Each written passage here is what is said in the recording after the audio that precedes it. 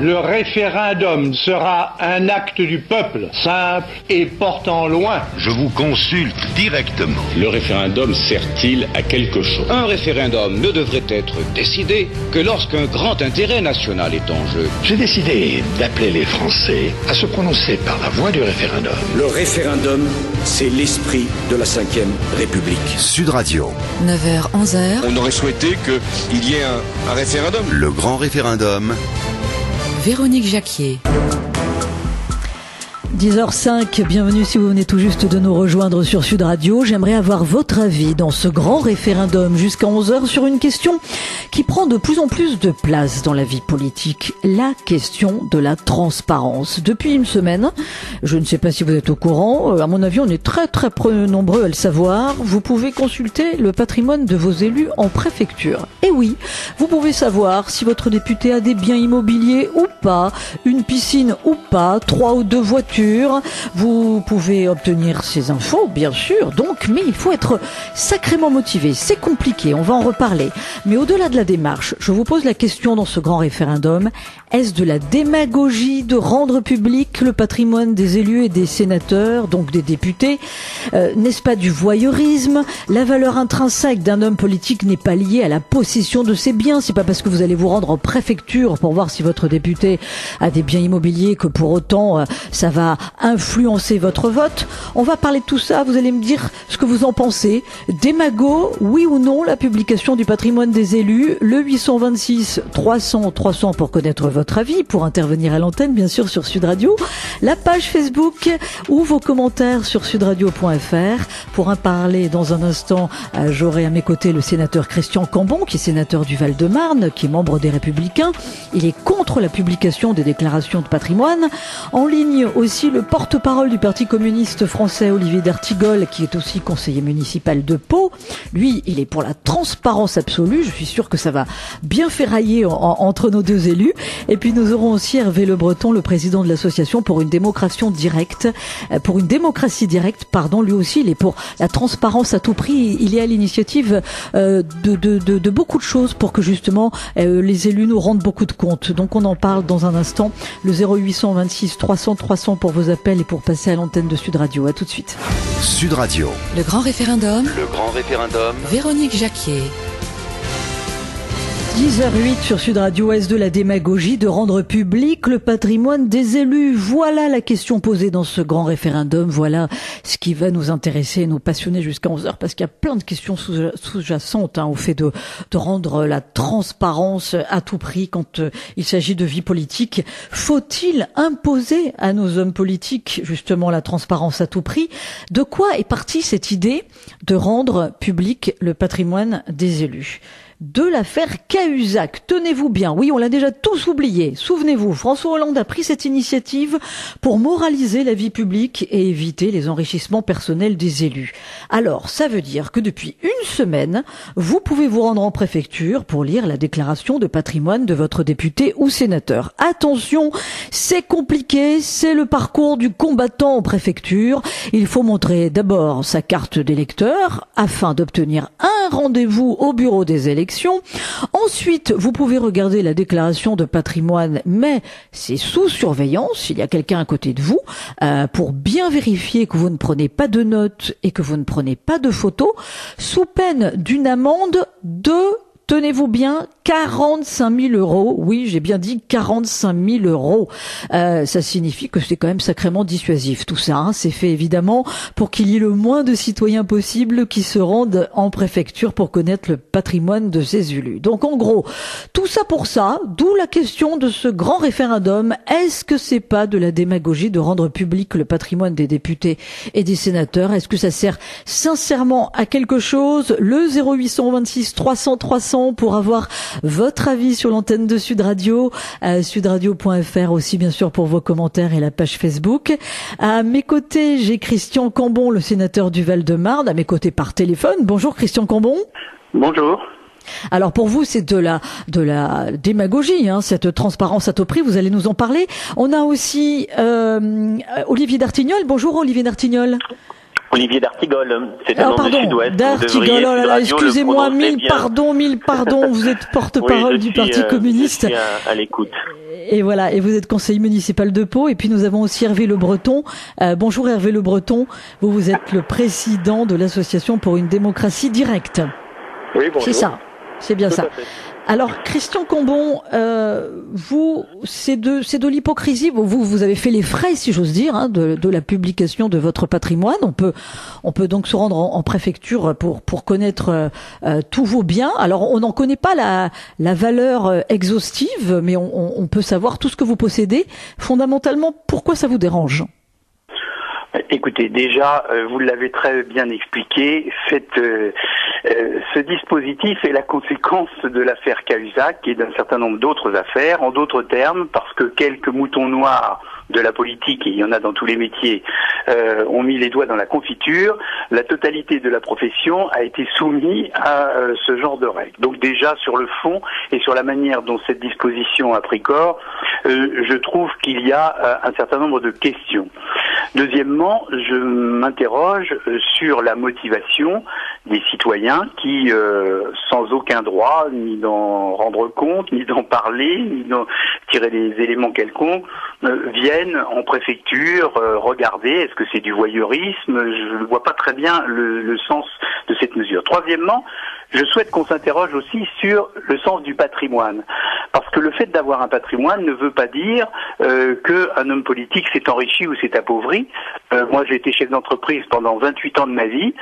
J'ai gagné ma vie bien autrement que par les indemnités de parlementaires que je perçois maintenant.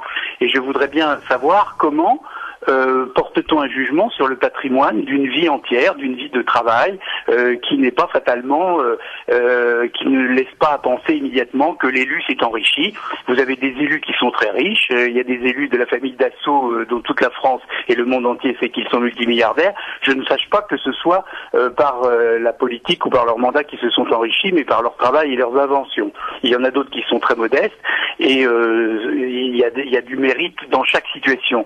Donc je pense donc en fait, Christian Cambon, vous stigmatisez un peu le fait qu'avoir du patrimoine serait une chose suspecte en France. Ah bah écoutez, ça c'est une affaire qui est bien connue. Avoir réussi professionnellement, c'est plutôt considéré comme honteux, à la différence de très nombreux autres pays dans le monde. C'est ainsi, c'est une vieille tradition française, tous égaux, moyennant quoi du reste c'est la France qui détenait le record de la fraude. Enfin, on connaît tout ce genre de choses. Je dis simplement que un patrimoine, n'est pas une chose honteuse, c'est le fruit d'un travail. Deux, ce n'est pas le résultat de l'activité politique, c'est le résultat de l'activité d'une vie.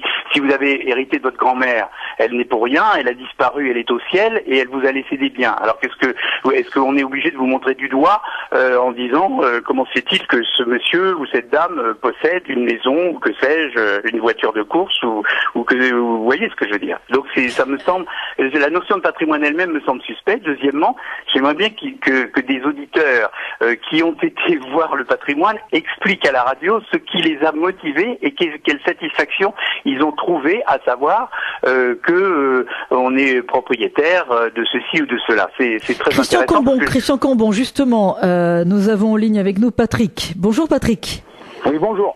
Vous appelez de Bergerac. Vous voulez réagir déjà à ce que dit Christian Cambon, sénateur du Val-de-Marne? Tout à fait. Alors moi, vous voyez, je vais vous parler des politiques. Ils nous vomissent la démocratie à tire-larigot. Et vous voyez comment ils réagissent. On parle de patrimoine.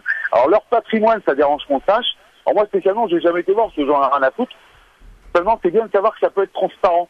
Vous voyez, parce que moi, je voudrais savoir si ce monsieur fait bien qu'il avait avant, ça me regarde pas. Mais s'il a racheté une Ferrari, par exemple, depuis qu'il est député, c'est qu'il y a un problème. Voyez. Alors, Christian Cambon, qu'est-ce que vous répondez à Patrick? Écoutez, on connaît bien ce genre d'argument, mais sincèrement, si ce monsieur qui ne décline que son prénom pense que les parlementaires s'achètent des Ferrari, je pense qu'il faut qu'il s'informe véritablement, voyez-vous. Parce que c'est peut-être un petit peu caricatural. C'est peut-être un peu caricatural. Ça aide sûrement les extrêmes à progresser, mais certainement pas la démocratie. D'ailleurs, attendez, Christian Cambon. Christian Cambon, vous disiez avec l'argent de la politique, croyez-moi. Maintenant que l'on soit contrôlé, moi j'y ai souscrit tout à fait, j'ai rempli mes déclarations et j'ai reçu de la haute autorité mon satisfecit, donc je n'ai absolument rien à craindre sur ce sujet et je pense que c'est une mesure normale. Effectivement, cet auditeur a raison de dire que le principe du contrôle doit pouvoir être établi. Maintenant, encore une fois, je m'interroge toujours sur le sens de la démarche de celui qui va mater, j'allais presque dire, regarder d'un œil concupiscent ce que peut avoir son député ou son sénateur. Enfin, tout mais ça c'est pour paraît... ça que c'est la question de ce grand référendum. Est-ce de la démagogie de rendre public le patrimoine des élus et des sénateurs? Effectivement, je pense que beaucoup d'auditeurs de Sud Radio ainsi que nos invités qui sont avec nous, Olivier d'Artigol et Hervé Le Breton, sont aussi pour un contrôle, mais un contrôle qui pourrait rester dit discret, tout simplement. Olivier d'Artigol, pourquoi vous êtes pour la transparence à tout prix? Mais tout simplement parce que la démocratie et la politique vont mal et qu'il faut donc trouver des solutions pour ne pas faire en sorte que tout ça s'aggrave. Une petite précision, la famille Dassault n'est pas riche comme ça d'un claquement de doigts. La famille Dassault est riche par la commande publique, elle est surtout riche du savoir-faire des salariés, des ingénieurs, des cadres et des ouvriers de l'aéronautique. Je ferme la parenthèse. En effet, tout cela est né de l'affaire Cahuzac. Et c'était donc un ministre chargé de l'évasion fiscale qui était lui-même évadé fiscal. Beaucoup de gens ne croient plus du tout, des pans entiers de la société, de l'électorat ne croient plus du tout à la politique pour deux raisons. D'abord, les engagements, les promesses ne sont pas tenues. Lorsque le peuple s'exprime, votre émission s'appelle Le Grand Référendum, la dernière fois qu'il a fait, c'était il y a 10 ans pour le référendum sur l'Europe, son avis n'est pas pris en compte. Et 3, il y a un discrédit sur, en effet, le personnel politique. Donc, sur l'idée, la place est bonne. Voilà. Donc, moi, je suis vraiment favorable à ce que ces nouvelles mesures puissent permettre de rétablir de la confiance. Alors attendez, Olivier d'Artigol. Olivier d'Artigol, je vous arrête tout de suite parce que, ok, d'accord, pour rétablir de la confiance. Cela dit, rendre publique une déclaration de patrimoine, ça ne va pas empêcher un nouveau Cahuzac. Vous le savez aussi bien que moi. Je veux répondre sur ce point-là. D'abord, le fait qu'on puisse, après une affaire Cahuzac, qui a été un déferlement, qui a fait beaucoup de mal, et il n'y a pas eu que cette affaire-là. Il y a eu l'affaire Thomas Thévenoud.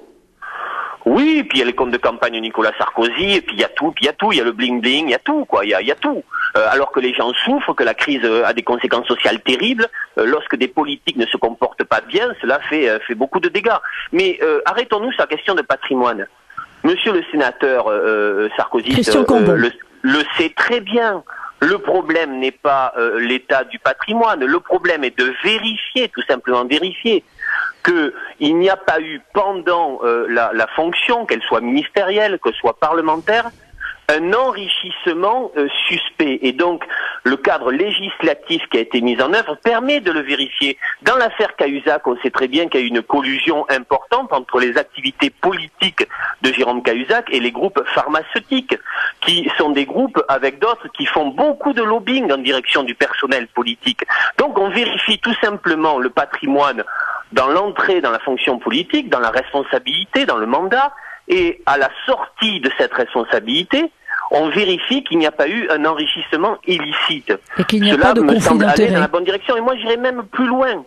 Ceux qui ont essayé de passer sous les radars, qui n'ont pas donné la vérité des prix sur leur patrimoine, qui ont essayé de jouer avec tout ça, moi, je suis pour qu'ils soient frappés d'inéligibilité. Je suis pour l'exemplarité. François Hollande avait dit une république irréprochable. On n'y est pas. Les élus doivent se comporter de manière impeccable. Parce que sinon, la démocratie va encore continuer à aller très mal, et on sait très bien qui en profite aujourd'hui, c'est Marine Le Pen. Christian Combon, un mot? Écoutez, je vais faire plaisir à Monsieur d'Artigol parce que sur la base de ce qu'il dit, moi je n'ai rien à retirer. Je pense effectivement que le seul élément important c'est la variation des patrimoines et non pas les patrimoines en soi. Mais je fais cette même observation sur la variation des patrimoines. Il se peut que pendant la durée de votre mandat vous héritiez toujours de votre grand-mère. Donc il faut pouvoir dire que vous avez hérité de votre grand-mère et moyennant quoi votre patrimoine s'est accru. Donc si vous voulez, là encore, on va monter des usines à gaz. Moi je suis pour la plus grande transparence en termes effectivement d'accroissement injustifié, illicite du patrimoine. Et ça, tout le monde est absolument d'accord. Je ne suis absolument pas sûr que le fait de rendre son patrimoine visible à la préfecture dans une petite cabine avec un fonctionnaire qui est en train de vous surveiller, je ne pense pas que le citoyen lambda va pouvoir comprendre si votre patrimoine s'est enrichi parce que vous avez hérité ou parce que vous avez vendu votre propre maison ou que sais-je. Enfin, c'est quand même le parlementaire, l'élu d'une manière générale, reste quand même un citoyen comme les autres, je le rappelle aimablement. Oui, alors d'ailleurs, depuis une semaine, peu de citoyens se rendent en préfecture pour aller voir la déclaration de patrimoine de leurs députés ou de leurs sénateurs. Hein. Ça ne passionne visiblement pas les foules. Peut-être que, comme vous le dites, Olivier d'Artigol, ce qui compte finalement pour les gens, c'est le signal qu'on envoie, le signal pour retrouver de la confiance envers le monde politique. Je vous propose de continuer le débat, bien sûr, de continuer ce grand référendum avec cette question. Est-ce que c'est de la démagogie de rendre public le patrimoine des élus et des sénateurs? On est tous d'accord sur le fait que un contrôle, pourquoi pas. Maintenant, est-ce que c'est pas démago? Est-ce que c'est pas du voyeurisme de vouloir de la transparence à tout prix dans la vie politique?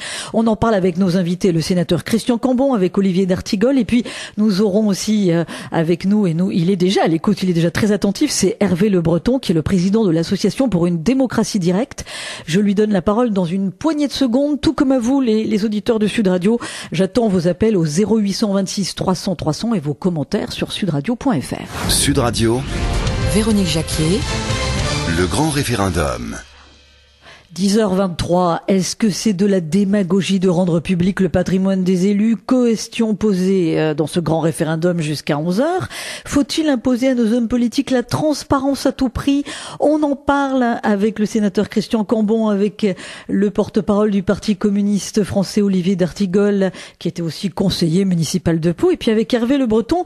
Vous, Hervé Le Breton, vous êtes le président de l'association pour une démocratie directe. Alors pourquoi on met ce sujet sur la table à Sud Radio? Eh bien parce que depuis une semaine, à mon avis, vous n'êtes pas très nombreux à être au courant, mais vous pouvez vous rendre en préfecture pour consulter le patrimoine de vos élus, des députés et des sénateurs. C'est très compliqué, hein. Il faut montrer votre carte d'électeur, il faut obtenir un rendez-vous dans le bureau des élections. Là, vous êtes sous surveillance, mais vous pouvez quand même regarder le fameux dossier, mais ne pas prendre de photos, ne pas prendre de notes non plus, sous peine d'une amende de 45 000 €. Alors tout ça paraît un petit peu exorbitant et même caricatural.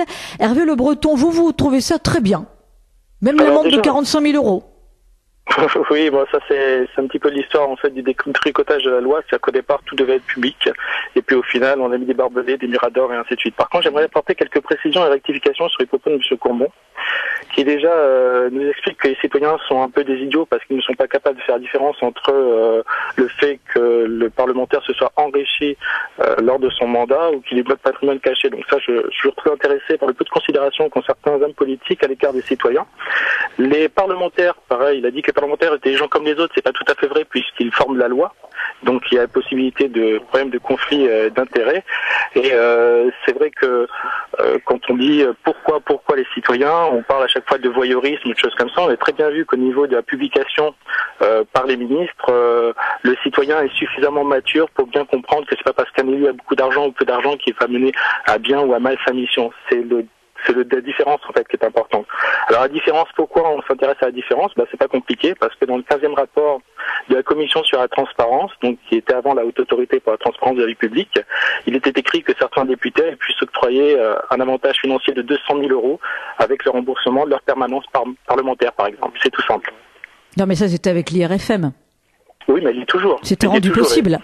Et c'est toujours possible puisque les décisions en fait de l'Assemblée et du Sénat ne sont pas à la hauteur puisqu'elles permettent pour l'Assemblée nationale de non mais ça c'est vrai que ce n'est pas normal. Mais ça c'est un autre sujet, Hervé Le Breton. Le fait que avec l'IRFM, c'est-à-dire l'indemnité de frais de représentation de mandat que touche chaque mois le député, il puisse effectivement s'acheter sa permanence puisque finalement ça c'est de l'enrichissement personnel. Je suis tout à fait d'accord avec vous.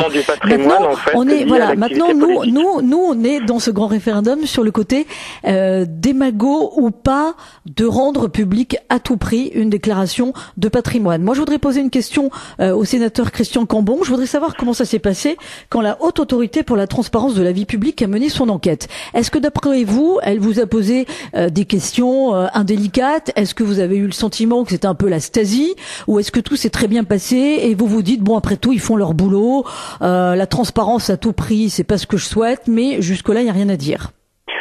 Écoutez, ils ont fait leur travail, ils l'ont fait de manière régulière et imparfaite. Régulière parce que c'est la loi, ils ont le devoir de l'appliquer.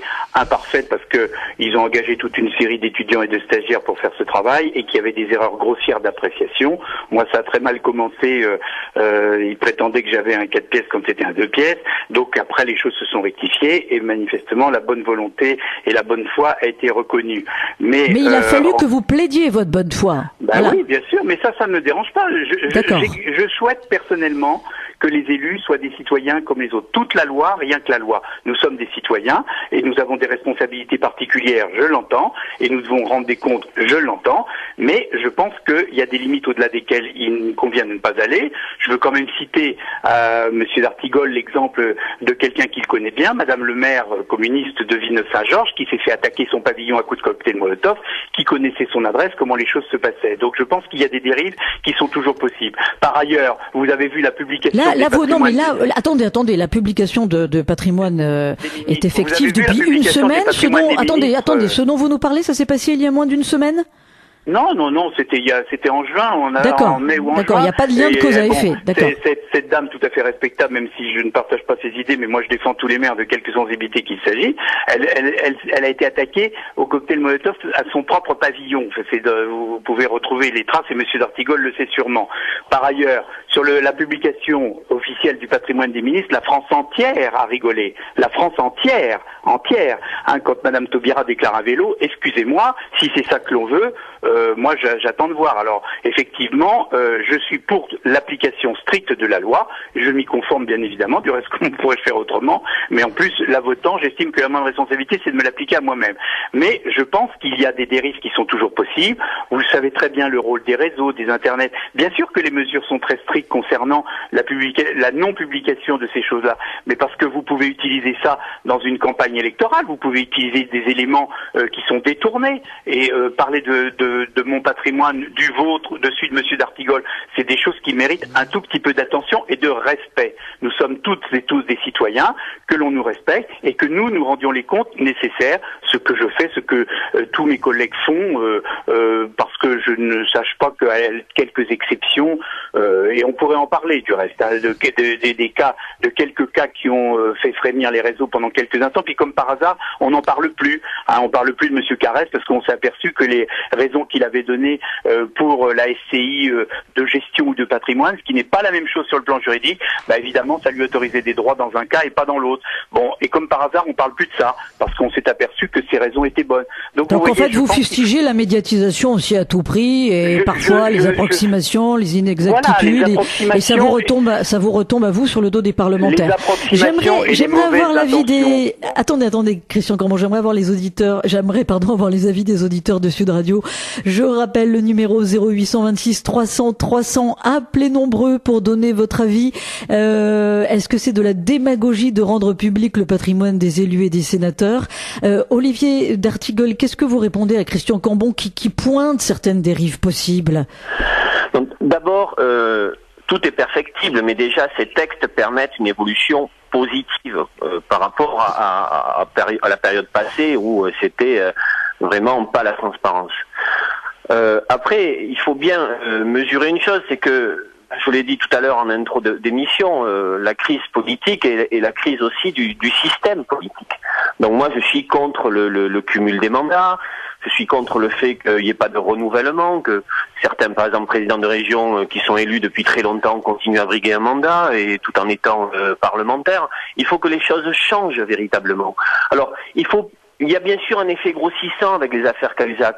Il faut rappeler que la classe politique est composé de gens de très grande qualité. Là, je fais le tour, moi, de la grande région Aquitaine-Limousin, Poitou-Charentes, à la rencontre des maires ruraux qui sont accablés par la réforme territoriale et les craintes légitimes qu'ils ont. Mais par exemple, ces maires ruraux ne tirent aucun enrichissement de leur activité. Ils ont même beaucoup de soucis à régler. C'est un sacerdoce d'être un maire aujourd'hui. Ils en sont souvent de leur poste. Il y a d'ailleurs une déprime, comment dire ça, une souffrance psychologique de certains maires qui n'en peuvent plus, qui me disent le prochain coup j'y vais plus, j'en peux plus, parce que les difficultés auxquelles ils sont confrontés sont extraordinaires. Mais ce que je veux dire à monsieur le sénateur, c'est qu'il faut soutenir ces textes et les renforcer. S'ils peuvent permettre de mettre la main sur les brebis galeuses, tant mieux. S'ils peuvent permettre de créer de l'exemplarité dans l'engagement public et politique, tant mieux. Si, par exemple, moi, vous n'avez pas réagi là-dessus, mais moi je suis pour que ceux qui se font prendre la main dans le sac ne soient pas simplement rappelés à l'ordre, mais qu'il y ait des mesures d'inéligibilité. Oui, tout à fait, vous l'avez dit tout à l'heure. Qui ne puissent plus se représenter aux élections. Et après, dernière chose, il y a chez les citoyens beaucoup de bon sens, d'intelligence, ayons confiance dans les associations, les syndicats, les forces vives de nos territoires. Quelqu'un qui va avoir un patrimoine en préfecture tel que c'est présenté bénéficie d'une information à laquelle il peut accéder. Mais après, les citoyens savent très bien ce qu'ils ont à faire ou pas. Il faut pas avoir peur de ce renforcement démocratique. À Olivier d'Artigol, j'attire votre attention sur le fait qu'il y a des brebis galeuses qui sont réélues malgré le fait que les citoyens savent très bien que la personne n'est pas blanc-bleu. On a des exemples quand même dans la vie politique française. Je ne vais pas donner des noms, mais il y a des parlementaires, notamment un député des Hauts-de-Seine, qui a quand même de sacrées casseroles aux fesses. Et pour autant, depuis des années, les habitants de Levallois-Perret votent pour lui. Bon, donc est-ce que rendre public un patrimoine, pour autant, ça change quelque chose? Est-ce que ça améliore la moralisation de la vie politique? Moi, je ne suis pas convaincu. C'est un premier pas. Vous avez raison que ça peut poser comme ça. On voit bien que c'est pas à la hauteur de toutes les transformations qu'il faudrait sur le plan démocratique, institutionnel et politique. Mais c'est un premier pas sur des sujets qui ont défrayé la chronique. Mais moi, je suis pour que, par exemple, il y ait des référendums d'initiative populaire à l'échelle de nos territoires sur des sujets qui font débat de manière plus forte, que les gens puissent décider de l'avenir de leur territoire. Je suis pour que on puisse, lors des élections, la parité a été quelque chose de très positif, mais je suis pour que on puisse faciliter le fait que des catégories socio-professionnelles qui ont des difficultés pour s'engager et trouver du temps et les moyens de l'engagement puissent bénéficier, par exemple, du statut de l'élu. C'est une question qui traîne depuis 20 ans.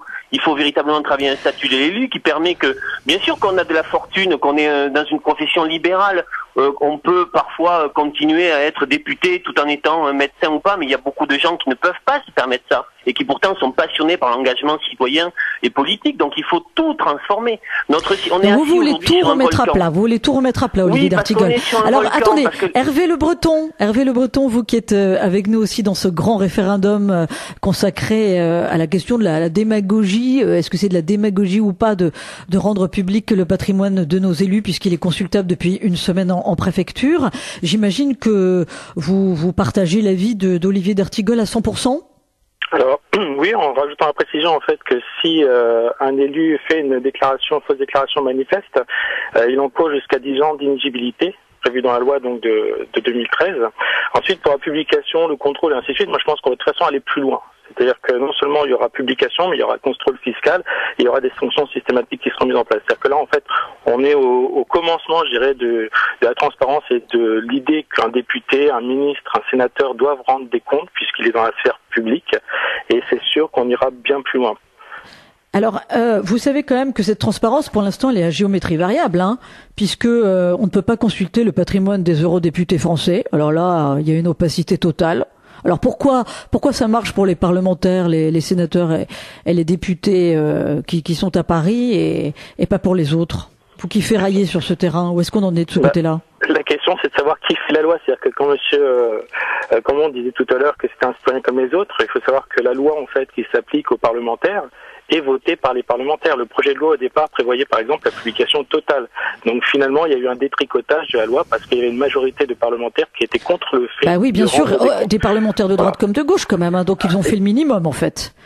Ils ont fait le minimum pour se plier aux injonctions de la moralisation de la vie publique.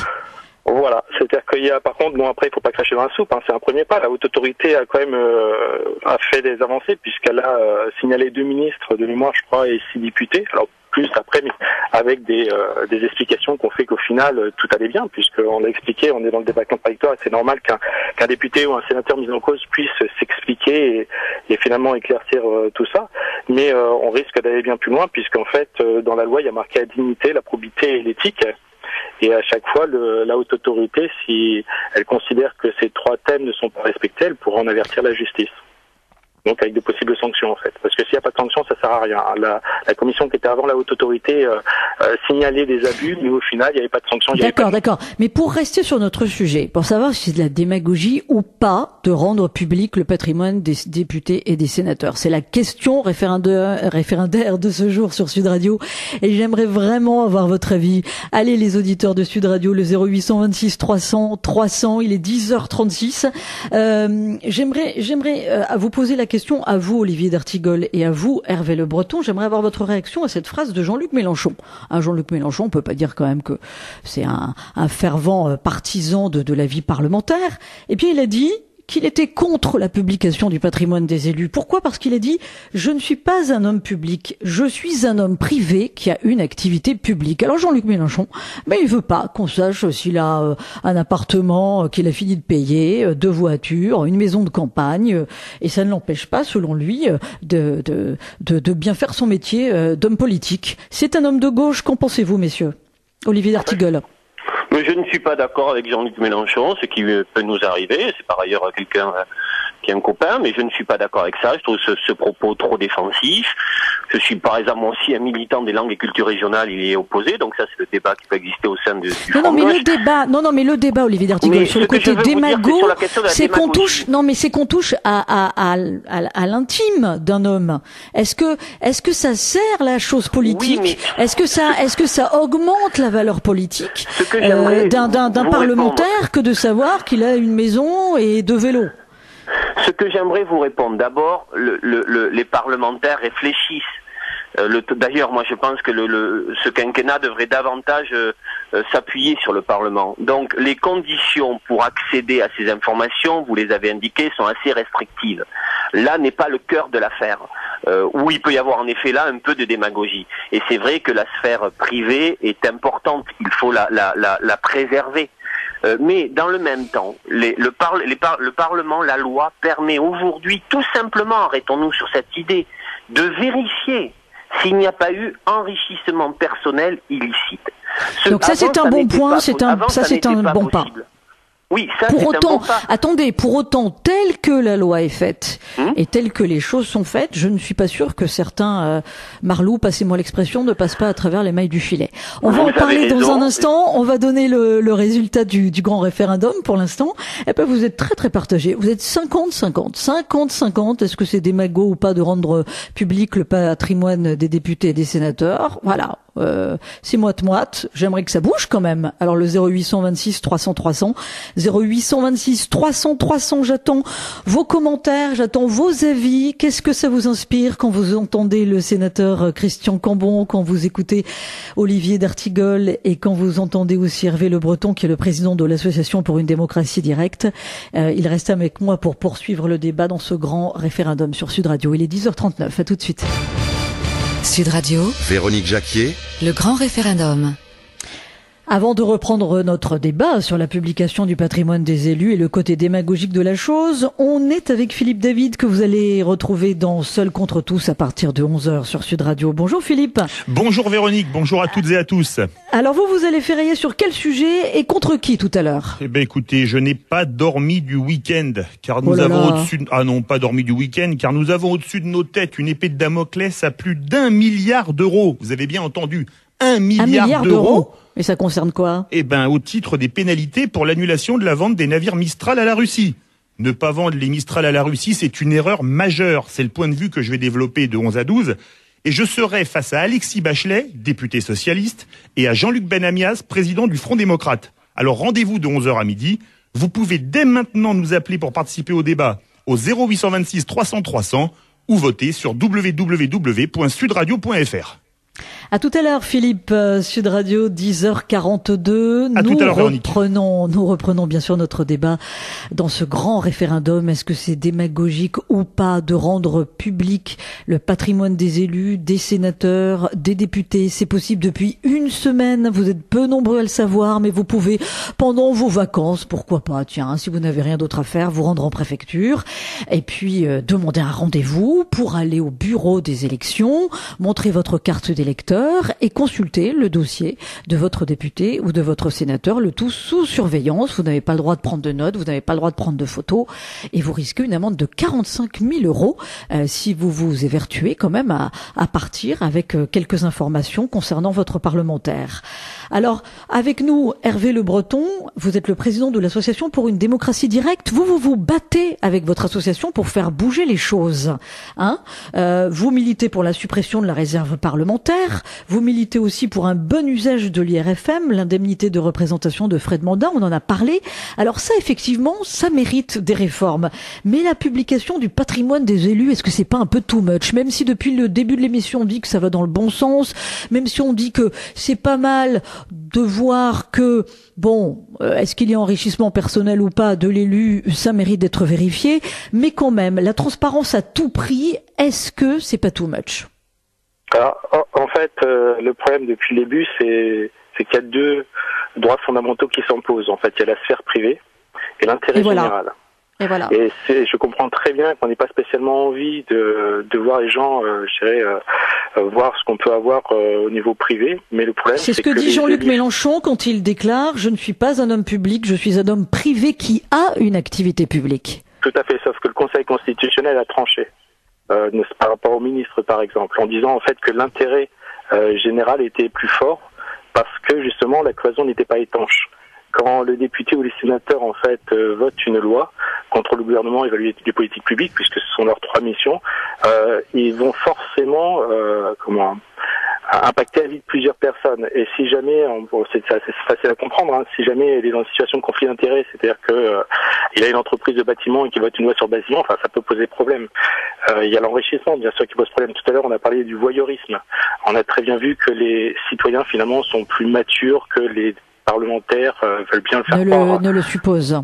Mais bien sûr, ça a duré une semaine, l'histoire du ministre, c'est la première fois. C'est sûr qu'on part de très très très loin. Et comme on part de très très très loin, c'est toujours un peu difficile d'avancer parce que chacun se regarde un petit peu en chaîne de faïence en n'ayant pas confiance, je dirais, en l'autre. Mais c'est nécessaire de toute façon de faire la transparence par rapport au patrimoine. Il n'y a pas que le patrimoine. Mais est-ce que c'est pas un peu de la transparence névrotique, puisque sur le principe c'est bien joli, mais fondamentalement ça va servir à rien. Je ne pense pas que. Attendez, je ne pense pas que rendre transparent le patrimoine des élus change le comportement des élus. Les moutons noirs s'amuseront toujours à essayer de passer à travers la maille du filet. Sauf s'il y a une sanction en fait. Et les sanctions sont possibles puisqu'elles sont prévues dans la loi. Depuis tout à l'heure, c'est vrai que je déplace un peu le sujet sur les causes parce qu'il faut bien comprendre pourquoi on en est arrivé là. C'est parce qu'il y a eu des enrichissements illicites, c'est parce qu'il y a des conflits d'intérêts, du pantouflage et des incompatibilités. Ce sont des choses très très graves qui tombent sous le code fiscal. Attendez, là on est d'accord, on parle de quelques personnes, on ne parle pas des 577 députés de l'Assemblée nationale. On n'est pas là pour dire qu'ils sont tous pourris, c'est bien le contraire. Voilà. Je pense que le citoyen a bien conscience qu'il y a des parlementaires qui font très sérieusement leur travail, en faisant très attention justement à ce qu'ils font, et on peut que les encourager. J'ai l'impression qu'on n'est pas dans le même bateau. En fait, que ça soit les élus ou les citoyens, on est dans le même bateau. Et est-ce qu'il y a quelque part, par contre, les élus, eux, dirigent un petit peu la barque, je dirais. Et donc, on a quand même le droit de savoir pourquoi ils dirigent la barque dans une direction ou dans une autre. Le patrimoine peut être un élément de compréhension. Alors Hervé Le Breton, vous qui à la tête de votre association pour une démocratie directe, vous voulez faire bouger les choses. Bon là, finalement, on parle de délivrer des mauvais points, de parlementaires qui seraient soupçonnés d'enrichissement personnel, d'où la volonté de rendre transparent leur déclaration de patrimoine. Est-ce que vous, avec votre association, vous pourriez pas distribuer des bons points? De toute façon, c'est pas compliqué. La haute autorité, pour l'instant, a dit que 97% des déclarations qui étaient parvenues semblaient être sincères. Donc il y a 3% de déclarations litigieuses ou de petits moutons noirs qui auraient omis de déclarer. Non, ça on ne sait pas. C'est des déclarations qui posent problème, c'est-à-dire qu'il y a une zone d'ombre, et cette zone d'ombre, il faut le temps soit à la haute autorité pour discuter justement avec les parlementaires, soit à la justice, puisque comme j'ai dit, il y a quand même des dossiers qui sont en instruction auprès de la justice pour des faits qui sont graves. Christian Cambon, vous êtes sénateur du Val-de-Marne. Est-ce que vous en avez parlé avec les autres parlementaires du fait de la publication de vos déclarations de patrimoine? Est-ce qu'entre vous, ça a suscité des commentaires depuis la semaine dernière ou depuis quelques semaines, parce que c'est pas nouveau? Bien évidemment, puisque déjà au moment où la loi a été votée, on en a discuté, ce qui est tout à fait normal, c'est notre fonction. Mais on en a vu aussi la difficulté de mise en application. J'ai cité, je recite, l'exemple de Monsieur Gilles Carrès, qui préside la commission des finances de l'Assemblée nationale, qui est député de mon département, et qui pendant 48 heures a dû subir les avanies des chaînes d'information permanentes, disant que ce monsieur avait trompé le fisc, ce qui était absolument faux, et qui rectifie les choses. Et donc sa réputation en a pris un coup. Il se trouve que la population lui fait confiance et lui a renouvelé sa confiance. Mais qu'est-ce que ça signifie? Moi, je veux bien qu'on dise, j'écoute ce que vous dites là. 3% de déclarations sont encore en discussion. Alors on va dire que ce sont des moutons noirs, mais qu'en savez-vous? Qui en sait quoi que ce soit? Moi, j'estime qu'il y a une justice, il y a des institutions, faisons leur confiance, la loi est votée, tout le monde l'applique, mais il faut arrêter de montrer du doigt des gens dont après on se garde bien de refaire la réputation quand on l'a mis par terre. Et moi, quand je vois les applications que l'on en fait, eh bien, je trouve qu'il y a quelque chose d'assez extravagant. Vous ne parlez pas assez de la publication officielle du patrimoine des ministres. Je rappelle qu'un ancien ministre des Finances, commissaire européen, a déclaré 75 000 euros de patrimoine, alors qu'il est député depuis 15 ans. Mais vous racontez ça à un âne, il vous donne un coup de pied. Hein? Alors, qu'est-ce que ça signifie? Ça veut dire que bien évidemment, on met ça sur la tête de ses enfants, de sa belle-fille, de sa grand-mère. Et puis voilà. Donc on peut toujours passer à travers les mailles du filet. Mais bien entendu. Et Monsieur Cahuzac, qui s'est permis de dire à l'Assemblée nationale, les yeux dans les yeux, Monsieur le député, je n'ai pas de compte en Suisse. Hein? Et alors vous l'auriez fait déclarer son patrimoine. Et vous croyez que le citoyen lambda, à la lueur de sa torche, se serait aperçu de quelque chose? Mais pour qui prend-on les Français? Et dans le résultat du sondage que vous venez de donner, je trouve beaucoup de sagesse chez nos concitoyens, parce qu'ils savent que... Oui, je rappelle le résultat du sondage pour ce grand référendum. Pour l'instant, c'est 50-50. Vous êtes très partagé, très mesuré, effectivement. Et ils savent très bien que généralement, ce qui concerne les hommes publics, ça les attend généralement un peu plus tard. Regardez ce qui va se passer sur la loi sur le renseignement. Il y a certes des raisons nécessaires pour aller plus loin, mais ça veut dire aussi que chacun d'entre nous, vous, chers journalistes, et bien d'autres, vont pouvoir être entendus par des officines, etc., et que tout ça va entrer dans les mœurs. Eh bien moi, personnellement, je me fais une conception de la liberté aussi importante que la conception que j'ai de la responsabilité. Je suis responsable, j'estime que mon patrimoine, la loi me demande de le publier, de le rendre public, il est à la disposition de ceux qui iront le voir, mais j'estime qu'il faut se garder de ces dérives, de toutes les associations. Je vais prendre madame un autre exemple. Les sénateurs et les députés sont examinés dans leurs faits et gestes par des sites internet qui nous mesurent en permanence. Alors si vous avez fait 350 amendements, vous êtes un bon sénateur. Moyennant quoi, les sénateurs maintenant et les députés déposent des amendements en pagaille. Pour déposer des amendements. Je suis un bon sénateur, je suis un bon député. Est-ce que c'est une bonne loi? Certainement pas. Alors voilà, c'est du travail. Il y a certainement des gens bien intentionnés qui font ça, et on est mesuré, on a des courbes de température, si on est le bon, si on est mauvais, si on n'est pas là, si on est là. Alors moyennant quoi, on a ce genre de dérive. C'est un peu infantile, c'est vrai. Voilà, oui, mais c'est comme ça que ça se passe maintenant. Voilà, Christian Cambon, on reprend le débat dans un instant. Je vous invite à voter, les auditeurs de ce grand référendum sur Sud Radio 0826 300 300. Vos témoignages, vos commentaires sur ce débat consacré à est-ce que c'est de la démagogie ou pas de rendre public le patrimoine des députés et des sénateurs. Pour l'instant, vous êtes 50% à trouver que oui, c'est démagogique, et 50% à trouver que non. Donc ce serait bien si ça bougeait un petit peu ce chiffre, même si ça montre qu'effectivement vous êtes très partagé et en même temps très mesuré. Allez, on reprend le débat dans un instant. Sud Radio. Véronique Jacquier. Le grand référendum. 10h53, vous écoutez le grand référendum jusqu'à 11h sur une question qui prend de plus en plus de place dans la vie politique. C'est la question de la transparence, puisque depuis une semaine, vous pouvez consulter le patrimoine de vos élus en préfecture. Ça bataille avec nos invités, le sénateur Christian Cambon, qui est contre la publication des déclarations de patrimoine des députés et des sénateurs. Il y a avec nous Olivier d'Artigol, qui lui est pour. Il est pour la transparence absolue. C'est le porte-parole du Parti communiste français. Il est conseiller municipal de Pau aussi. Et puis il y a Hervé Le Breton qui est pour la transparence, qui est le président de l'association pour une démocratie directe. Alors, on vient de le voir. Est-ce que la transparence à tout prix, c'est pas un peu ouvrir la boîte de Pandore pour salir certains députés, pour ternir leur réputation quand il y a des infos qui sortent comme ça et qui ne sont pas vérifiées, qui ne sont pas maîtrisées? En tout cas, ce débat vous fait réagir, puisque vous êtes maintenant 57% à penser que non, ce n'est pas démagogique, la publication du patrimoine des élus. 57%. Voilà, ça bouge. Avant, c'était 50-50. Maintenant, à l'écoute de nos invités, c'est du 57% contre 43%. Christian Cambon, le fait qu'on soit pas forcément d'accord avec vous, les auditeurs de Sud Radio, qu'est-ce que vous voulez dire pour terminer, pour les convaincre? Allez, vous avez une petite minute. Non, mais moi d'abord, je veux juste rectifier une chose, je ne suis pas contre la transparence, j'attire l'attention simplement des dérives qui nous concernent tous, parce que les parlementaires sont en première ligne, parce qu'ils ont des vraies responsabilités. Demain, oui, mais attendez, pendant l'émission, on a quand même lié transparence et dérives, parce que si les contrôles restent secrets, bien entendu, il n'y a pas de dérive, voilà, il n'y a pas de écoutez, il y a la haute autorité, pour la transparence, qui a tous les pouvoirs pour transmettre au parquet.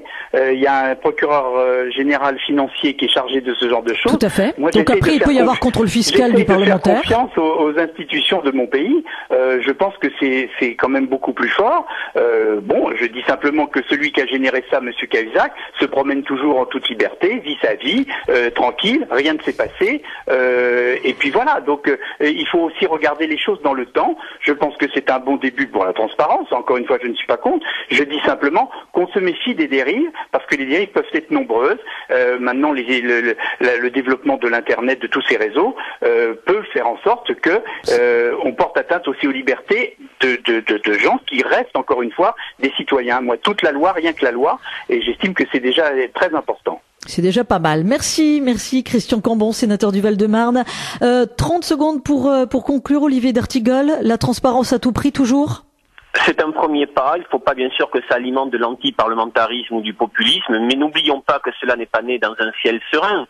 On a connu beaucoup d'affaires politico-financières qui ont provoqué la nausée, le dégoût. Donc le fait que des procédures soient mises en place, c'est une bonne chose, mais pour redonner du souffle à la démocratie, il faudra faire bien autre chose, tenir les engagements, donner. Il y a aussi la démocratie sociale à laquelle je pense, donner plus de pouvoir d'intervention des salariés au sein de l'entreprise. C'est un immense chantier qui est devant nous. Hervé Le Breton, pour conclure, vous, le président de l'association pour une démocratie directe, donc vous n'êtes pas un élu. Qu'est-ce que vous avez envie de dire à Christian Cambon et à Olivier d'Artigol sur ce sujet? Déjà de faire confiance à la haute autorité qui pour l'instant a fait son travail, je dirais sereinement, en prenant le temps d'éplucher vraiment les dossiers et de laisser le débat contradictoire. Ensuite, confiance aussi aux citoyens qui, contrairement à ce qui est souvent dit, sont beaucoup plus mesurés parce qu'ils ont bien conscience que ce qui est important, c'est pas l'argent, savoir si le député est riche ou pauvre, c'est pas le problème, savoir s'il fait bien sa mission et s'il s'est enrichi ou pas grâce à sa mission. Donc, alors confiance aux journalistes. Alors c'est vrai que parfois les journalistes vont peut-être un petit peu vite, mais peut-être que ce sera les journalistes qui iront en préfecture demander des comptes et ainsi de suite.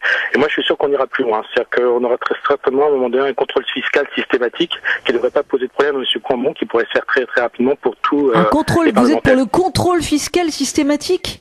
Bah oui, c'est la moindre des choses. Non, mais attendez, contrôle fiscal systématique, vous savez très bien que l'élu ou le parlementaire ou enfin la personne qui est contrôlée a 100% de chances de se faire attraper parce qu'on trouve toujours un petit quelque chose à tort ou à raison. Ah non, mais attendez, là on rentre dans l'ère du politburo avec les contrôles fiscaux systématiques. Non, je peux pas vous laisser dire ça, Hervé Le Breton. Il y a une grande différence entre petit manquement, je dirais, où là chacun s'arrange. Non, mais vous n'aurez plus d'élus, vous n'aurez plus de gens qui s'engageront dans la vie politique si vous imposez autant de contraintes. Merci merci en tout cas. Non mais merci pour votre sentiment, Hervé Le Breton. Il faut conclure ce débat qui a été très riche et passionné puisque les votes ont bougé. On est parti de 50-50 et maintenant vous êtes 63% à trouver que non, ce n'est pas démagogique la publication du patrimoine des élus. Vous êtes pour la transparence. Vous dites que c'est un bon premier pas dans la vie politique pour finalement éviter les moutons noirs. C'est peut-être pas suffisant, mais c'est une bonne chose pour commencer. Merci à tous ceux qui ont été avec moi pendant cette heure. Le sénateur Christian Cambon, le porte-parole du Parti communiste français Olivier d'Artigol et donc Hervé Le Breton qui vient de conclure, qui est le président de l'association pour une démocratie directe. Je vous retrouve demain pour à nouveau 2 heures de grand référendum avec 2 sujets. Vous savez, vous connaissez le numéro de Sud Radio, le 0826 300 300 et je vous invite dès à présent à continuer à voter pour participer à Seul contre tous contre Philippe David. Lui, il va vous demander votre avis sur la vente des Mistral qui devrait coûter 1 milliard d'euros à la France. Il en dort pas la nuit parce que ça va coûter cher.